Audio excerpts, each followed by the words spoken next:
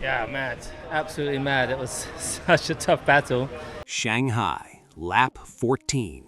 The red cars are fighting each other. A 7-time world champion, 11 months of silence, of frustration, of finishing nowhere near the podium in red. And then, in the middle of his first real Ferrari moment, something snaps. Not the car, not the tires, Lewis Hamilton's patience. The radio crackles. The Mercedes is off. A little bit disappointed to lose out on the podium, but I just kept losing the lead. so we've got to work hard. So hard out there. Just And what comes through isn't the composed, diplomatic voice the world usually hears at press conferences. It's a driver, a champion, telling his team exactly what he thinks, in real time, at 300 kilometers per hour. And when those words hit the Ferrari pit wall, everyone in Maranello knew something had shifted. So here's the question nobody is answering directly. What did Hamilton actually say? And more importantly, what does it tell us about what's really happening inside Ferrari right now? On the surface, China 2026 was Ferrari's best weekend in over a year. Hamilton secured his first podium in red. Leclerc finished fourth. The SF26 looked transformed, faster through the corners, more stable mid-race, and Hamilton was delivering the kind of masterclass performance that reminded everyone why Ferrari paid the big bucks to bring him in. I actually really enjoyed the race. it was great fun. I enjoyed the fights and During qualifying, Hamilton had exploited a specific MGUK torque film map that Ferrari engineers had refined overnight, hitting the 100% deployment threshold exactly 200 milliseconds earlier than his rivals.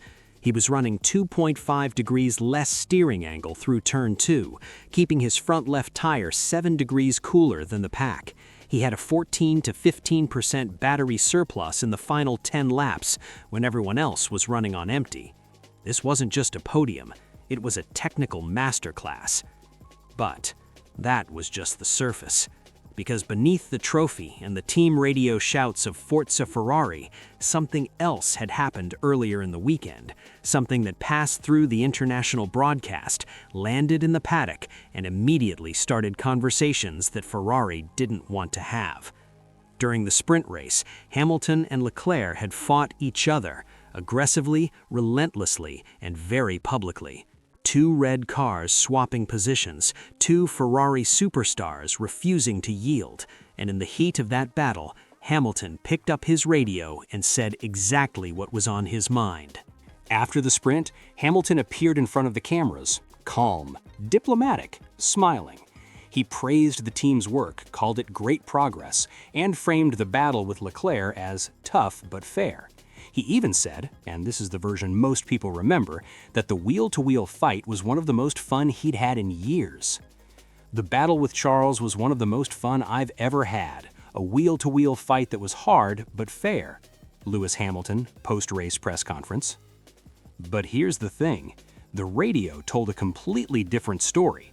A clearly frustrated Hamilton had questioned the team's management of the internal battle, pointing out that Ferrari was not yet in a position where it could afford to give positions away to each other.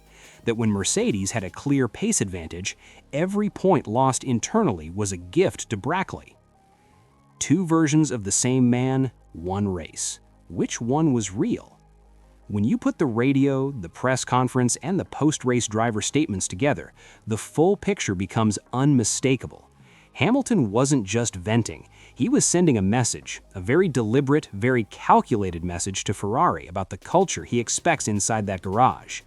Because this is a driver who spent 12 years inside Mercedes, a machine where every decision was made to protect points, minimize internal risk, and win championships with surgical precision.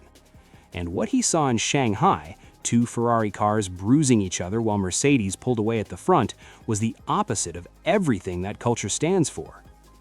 I have to thank everyone at Maranello for bringing us back to this position. We have a great platform to build on, and we will keep pushing. Lewis Hamilton, post-race. But his radio said something very different. And then Leclerc added another layer entirely. He admitted, publicly, that he still cannot drive the SF26 to its limit, that the way the hybrid energy releases conditions his driving and stops him attacking when he needs to most. When a driver of Leclerc's caliber says he can't extract the car's full potential, that is not a small comment. That is a warning flare fired directly at Ferrari's engineering department. Hamilton exposed the gap to Mercedes. Leclerc exposed the gap within Ferrari itself. Here's what makes this moment so significant. On paper, Ferrari left China in second place in the Constructors' Championship with 67 points. Mercedes had 98. That 31-point gap already looks serious after just 2 rounds, and it was partly built on points Ferrari left on the table fighting themselves. But the technical gap is the deeper problem. Hamilton's own telemetry showed the Ferrari struggling in a straight line. The SF26's conservative combustion design gave it an edge in humid conditions, but on circuits where pure power decides races, that straight-line deficit becomes the ceiling on their ambitions. Hamilton knew this. He sat in Mercedes' 1-second DRS window for large parts of the race, not because he couldn't go faster, but because the power unit wouldn't let him. And now the paddock is asking the question that nobody inside Ferrari wants to answer.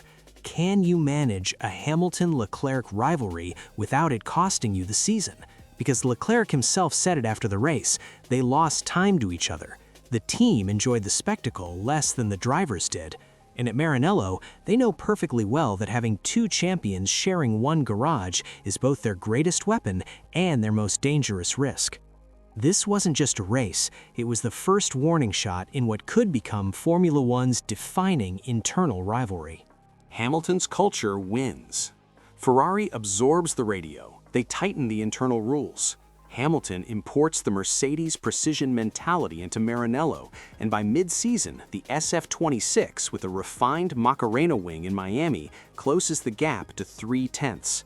The red cars stop fighting each other and start hunting silver ones. The title race becomes real.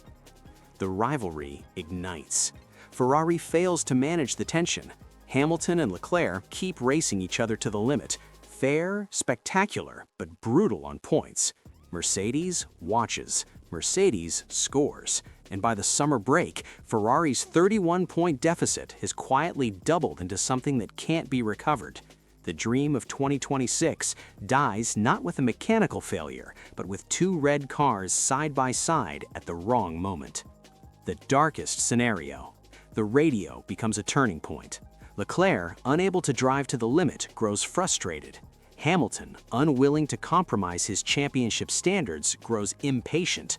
2 egos, 1 garage, and a season that promised everything slowly begins to unravel from the inside out.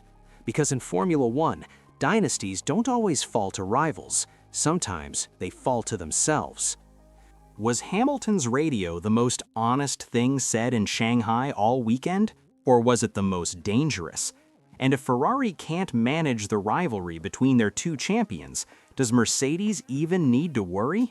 If you made it this far, you already know, this season isn't about who's fastest, it's about who survives the politics. So tell me, who's really pulling the strings inside Ferrari's garage? Drop your answer in the comments, because the next race, it won't just be about points, it'll be about power.